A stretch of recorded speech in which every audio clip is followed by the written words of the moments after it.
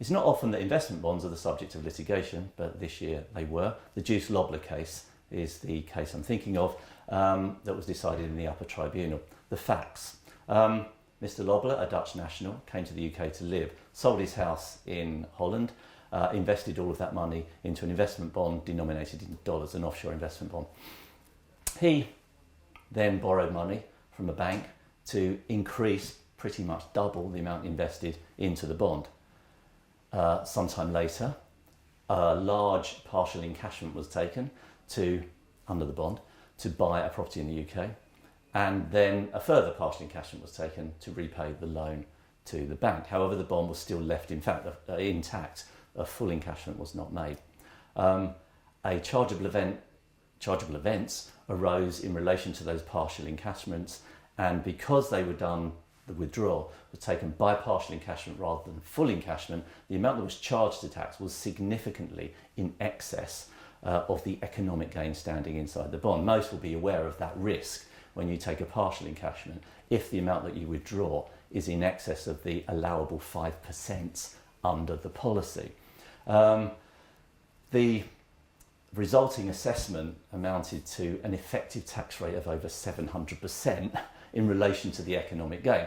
Understandably, there was an appeal against the assessment. The basis of the appeal in the upper tribunal, the lower tribunal having decided in favour of HMRC, the basis of it was, the main basis was that there had been a mistake. There were many grounds for the appeal, most of which didn't succeed: human rights grounds, fairness, all the rest of it. But the two grounds that were most prominent were that there was a mistake and the contract should be rescinded, i.e. treated as not ever existing. However, the tribunal decided that for that to exist, there needed to have been a mistake so fundamental between the two parties to the contract, and also that one party benefited to the detriment of the other. In this case, the party that benefited wasn't a party to the contract, that party being HMRC. It wasn't Zurich, they didn't benefit, it was HMRC. However, the court was prepared to go with the mistake as a defence, and it was successful in relation to a remedy being known as rectification. So what happened there was that you can apply that doctrine of rectification if both parties had the same intention, but the documents that they executed didn't reflect that intention. So we think here, actually, both parties didn't have that intention. What we're looking at here was the filling in of a form by one party. So there was a unilateral mistake. That individual, Mr. Lobler, had an intention to get some money out and only pay tax on the economic gain, no more than the economic gain. Not both parties, it was just down to him. He was the only person that completed the form.